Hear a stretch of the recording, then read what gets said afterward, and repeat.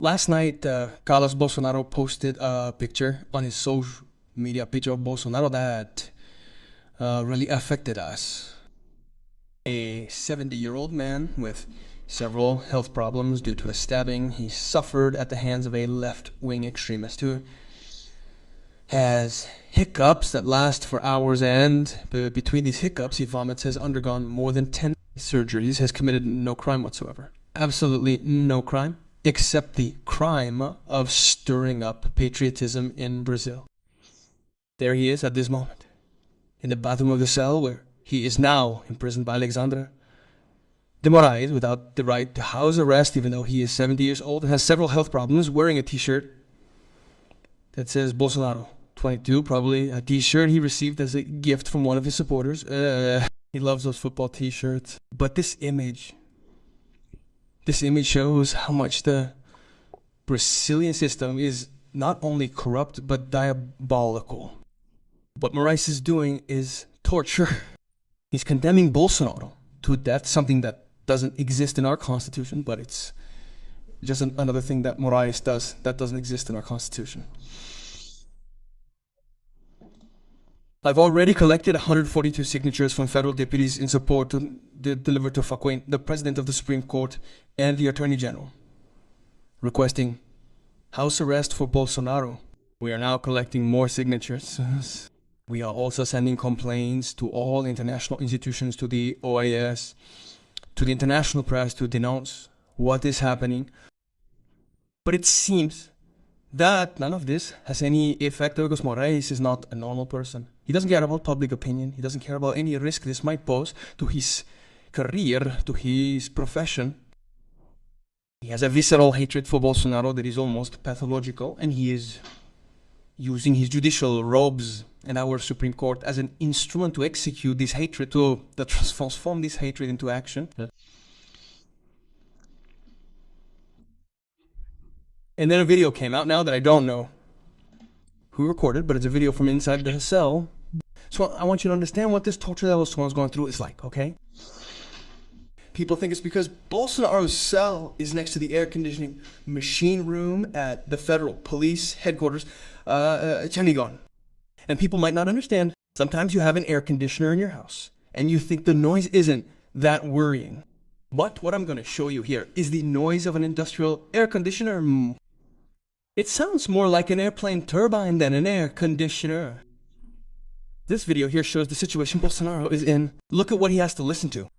Almost all day long, from 7 a.m. to 7 p.m. It's this noise here.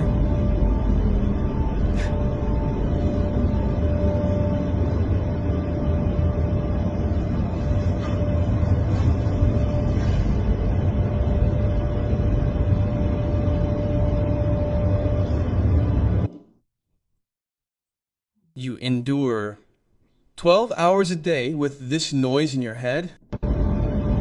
That is the door to the bathroom that you saw in this part of the scene.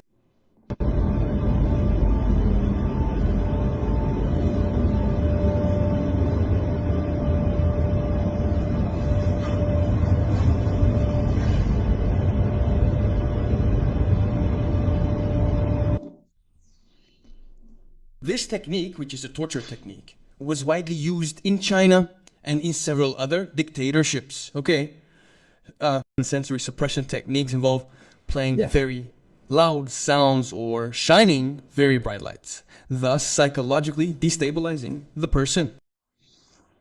It's a technique used to make people admit to any possible crime so they can stop suffering PCs.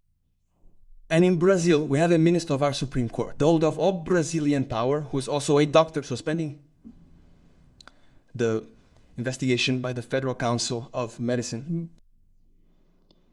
No human being should, no matter if it's the stock market, take the person on the left you hate the most. Take Lula. Anyone, take Lula.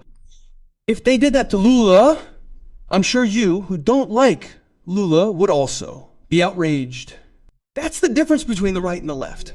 You who don't like Lula, don't like Bolsonaro, those people on the left, you would also be outraged if this level of torture were happening even to the people you dislike the most. But not the left, and not Bolsonaro. They love to see the suffering of those who think differently from them. And we're seeing that. Look, we're doing everything possible, honestly. Oh, we already have 41 signatures from senators in the Senate and 52 signatures from senators requesting house arrest. We're reporting this to the OAS and the international press. We're sending several reports of what's happening. I've already got 142 signatures in the Chamber of Deputies. But I'll be honest with you, man. With Alexandre de Moraes, nothing affects him. The press, the left, created a persona that he's unreachable, inaccessible, shielded. Magnitsky was taken away from him, people. What can we do? So we're thinking about going back to the streets, obviously. Now in January, people aren't traveling, but in February, we'll have to go back, and it'll be massive. Look what's happening in Iran. The population is managing to overthrow an Islamic fundamentalist dictatorship, which, is worse than what we're seeing here. And they're succeeding. They're going to the streets and not returning to their homes. There are already millions of people. I don't see any other solution for Brazil. I don't know how to do this in an organized, orderly way, setting a date, stipulating a date. But since I'm part of a group of opposition deputies, nothing is decided like that. We have to sit down. We have to have a meeting. We'll have to see where, what location, what the procedure will be. We can't just have one person deciding. It's a group I'm part of, but my opinion is that we have to go back to the streets. But this time, man, it's not millions. I know that if you're discouraged and unmotivated, imagine the people of Iran who have lived under a dictatorship of Islamic fundamentalism since the 1970s. They should be discouraged, defeated, and frustrated, but they're going out into the streets and turning the tide.